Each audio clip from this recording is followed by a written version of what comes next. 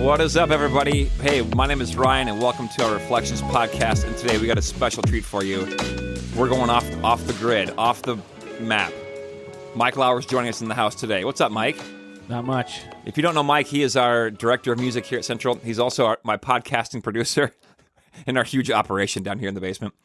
And he thought of this idea. It'd be kind of fun. He's like, I'm going to pepper you with like as many theological questions or practical questions about church or whatever, faith, that he can think of.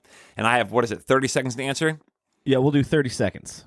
And when I'm at 30 seconds, and if you know me, and many of you maybe do or have gotten to, I'm kind of long-winded, especially around theology. I just like to explain it. But he's going to buzz me. Here's the buzzer to know that I'm out of time. All right, there it is. And no exceptions. So we're going to get through as many as we can, and we're going to see how it goes. It's an experiment. If you like it, let us know. If you think it's terrible, let us know. All right, shoot. One. All right, question one. I think I know the answer to this one. Okay, but the Denver Broncos. No. Denver Broncos. Question number one. Other than the Trinity, who is your favorite biblical figure? Oh, boy. I really... Just kidding. Okay, 30 seconds, starting now. I really like Moses. Moses was as I read him, a flawed character, but he loved God.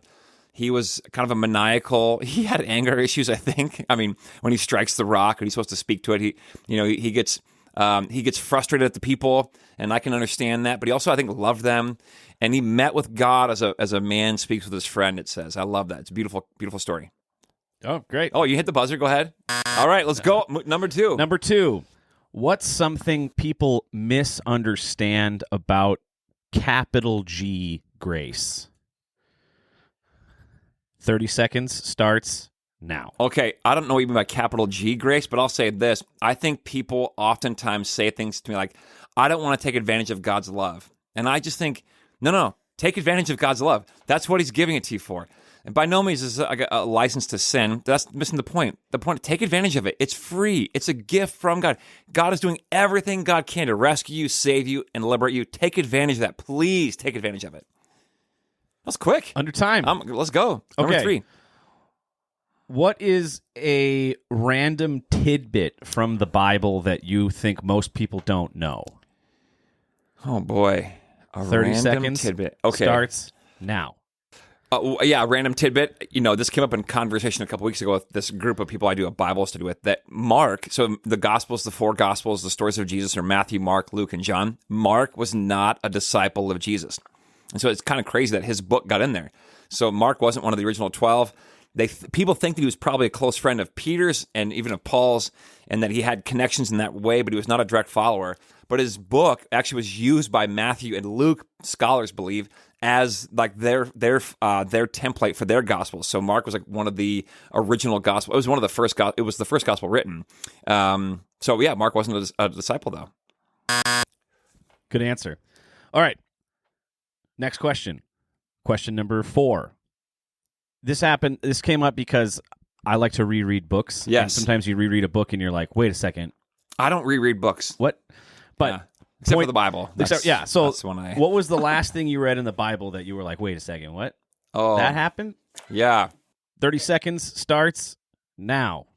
Yeah, I think the first thing that comes to my mind is in John 6, and I just talked about this a couple weeks ago, but Jesus is hanging out with a bunch of people, and he tells them, he says, very truly, I tell you, unless you eat of my flesh and drink of my blood, then you have no life in you. But whoever drinks of my blood and eats of my flesh will have eternal life. And they're super offended because this, in a Jewish culture, you would never talk like that. I mean, eating a body would be anathema, it'd be really a faux pas. It's scandalous to say that. And even all right, I'm out. Okay. All right. Question number 5. Okay. What is your theological specialty? Okay. I love talking about the Gospels, like just reading through the Gospels and just talking about the fascinating layers, connections, meanings behind a lot of these stories. I'm doing it with this young group of guys, or college-age boys, like 3 or 4 of them, and they come every week and we do it. And it is like endlessly fascinating to read through the Gospels and just talk about all the metaphor, allusions, and stories. I think Jesus and his friends were just extremely fascinating. Yes. All right. The Gospels. That's Gospels. Good. Yeah. That and the creation story I think is interesting also. But all right. On the other side of the coin, okay. What is your theological blind spot. Yeah, I'm not a Pauline scholar. I have a grasp on Paul. But I also, because I love stories and images and that side of narrative. I mean, I love narrative. My hermeneutic is the fancy word. How I read the Bible, I read the whole Bible as a story. And some of Paul's letters, they're really interesting, but I get bored. I shouldn't say bored. That's not very fair to Paul. I get I just love stories, and Paul's writing letters, and fair enough. But that's probably my weak spot, I think, is the epistles. Sure. All right. Question number 7. If you had to preach on one book for a whole year, what book would that be? Well, we've done it, but John. I think John or Genesis. Those are my two favorites. Well, you got to pick one. Okay, John. There's no book called John or Genesis. True. That's true. John. All right. I love John. Okay. Yeah.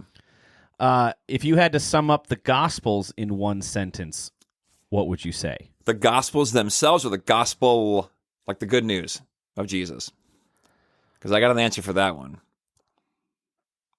I'm going to say the like, one... am I synthesizing the 4 books? Yeah, I'm going to say the one that you don't already have an answer for to put you on the spot. Well, I mean, Jesus. Yeah, it's the story of the life, death, and then resurrection of Jesus, and how it changes the world. Literally changes the course of human history. And nobody saw it coming. Even while it was happening, no one saw it coming. That's it, man. That's it. You want the other answer? Sure, might as well. Okay, I'm going to say an offensive word. I hope, if it offends you, I'm sorry. But I read this in a book called The Brother to a Dragonfly, which you should get. It's an incredible book about 2 brothers. And I forget the author off the top of my head, but he summarizes it like this, and I love it. Here's the gospel. You and I, you're a bastard, and God loves you anyway. There you go. That's great. That's so great. Good, man. It's so good. All right, question number 9. What theological question, idea, paradox, whatever, is the one that keeps you up at night? Oh, I wish I had more detailed answers about what happens after we die. Now, look, I know you're going to say, there's plenty of scriptures, and there are, but a lot of them are not really clear. A lot of them, like in the early Jewish texts too, are not.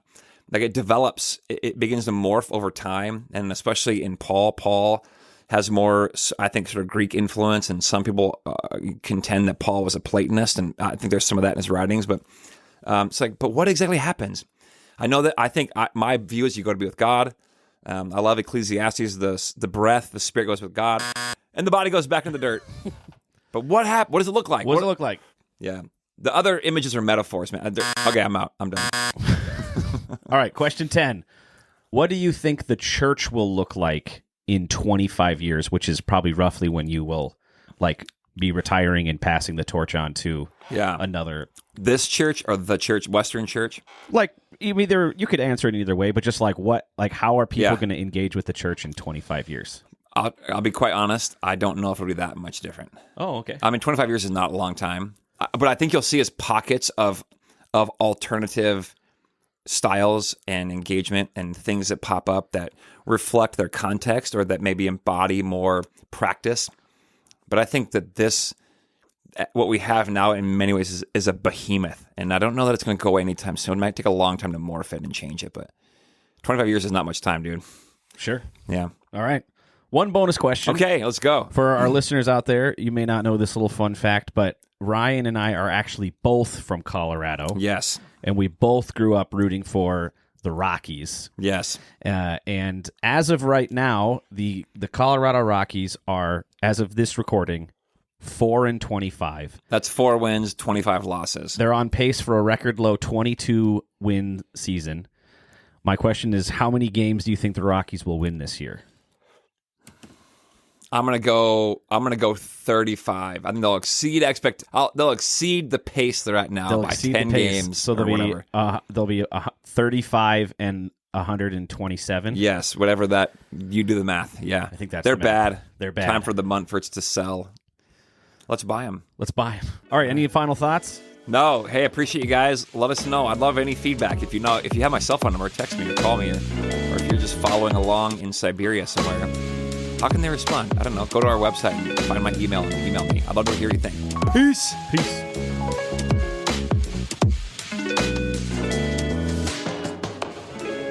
Hey, if you enjoy this show, I'd love to have you share it with some friends.